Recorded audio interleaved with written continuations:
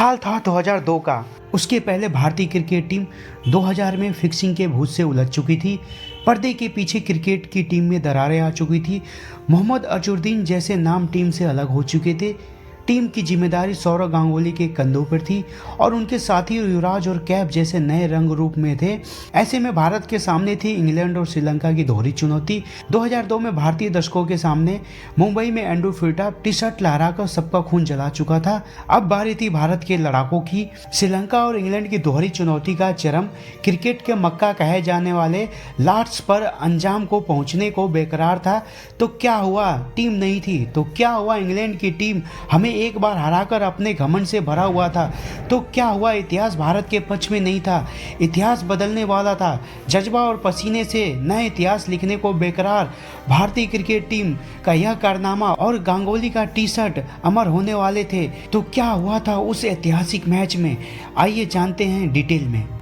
अपने घर में इंग्लैंड से सीरीज ड्रा करने के बाद भारतीय इंग्लैंड की धरती पर पहुंच चुका था। वहां नेटवेस्ट सीरीज में आमने सामने श्रीलंका और इंग्लैंड की चुनौती थी। 13 जुलाई 2002 को भारत सभी चुनौतियों को पार करते हुए सीरीज के फाइनल में अपने पैर जमा चुका था, लेकिन सामने थी इंग्लैंड की खतरनाक टीम। भारत ने 6 मैचों में 4 जीत दर्ज की थी, लेकिन सामने इंग्लैंड के पास होम ग्राउंड का एडवांटेज और क्राउड का सपोर्ट था।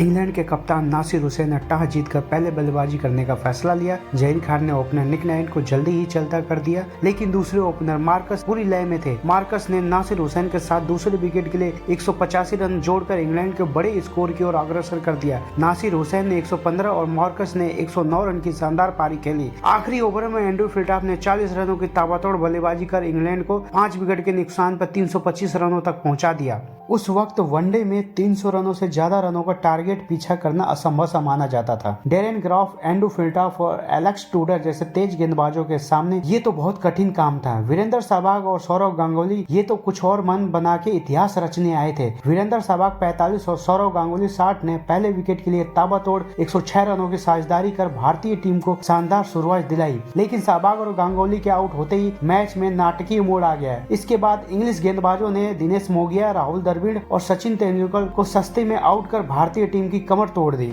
भारत ने 146 रन पर ही 5 विकेट खो दिए थे और जीत की राह मुश्किल लग रही थी, लेकिन इसके बाद युवराज सिंह और मोहम्मद कैफ ने 121 रनों की साझेदारी कर भारत की उम्मीदें फिर से एक बार जगा दी। 267 रन के स्कोर पर पॉल कॉलिंगवुड ने युवराज सिंह को चलता कर इस साझेदारी का अंत कर दिया, लेकिन इसके बाद कैफ ने हरभजन सिंह के साथ 8वें विकेट के लिए 47 रनों की साझेदारी कर मैच को एक बार फिर से भारत की ओर झुका दिया। मैच में एक नया मोड़ उस वक्त आया जब 48वें ओवर में फिलटॉप ने हरभजन और कुंबले को विकेट झटक लिया। भारत को आखिरी 13 गेंदों पर 12 रन की जरूरत थी। ऐसे में जीत की पूरी जिम्मेदारी कैफ और जहीर के कंधों पे थी। दोनों ही खिलाड़ियों ने करोड़ों भारतीयों के फैंस को उम्मीदों पर खरे उतरते हुए भारत को शानदार जीत दिला दी। फाइनल मुकाबले में भले युवराज सिंह और मोहम्मद कैफ ने भारत को जीत दिलाई थी, लेकिन मैच के असली हीरो तो कप्तान सौरव गांगुली बनकर उभरे। गांगुली ने टी शर्ट लहराकर सिर्फ जीत की ट्रॉफी का जश्न ही नहीं मनाया, बल्कि वानखेड़े स्टेडियम में मिली हार का बदला भी ले लिया था। दरअसल 3 फरवरी 2002 को मुंबई के वानखेड़े स्टेडियम में भारत और इंग्लैंड के बीच मैच हुआ था। उस मैच में इंग्लैंड ने भारत को 5 रनों से हराकर 6 मैचों की सीरीज 3-3 से ड्रा करवाया था। पहले बल्लेबाजी करते हुए इंग्लैंड ने सभी विकेट खोकर 255 रन बनाए थे। जवाब में पूरी भारतीय टीम 250 रनों पे ऑल आउट हो गई थी। उस मैच में एंड्रू फिलटॉप ने जीत के बाद टी शर्ट उतारकर जीत का जश्न मनाया था। फिलटॉप की जीत का जश्न का जवाब सौरव गांगुली ने लास्ट में दिया।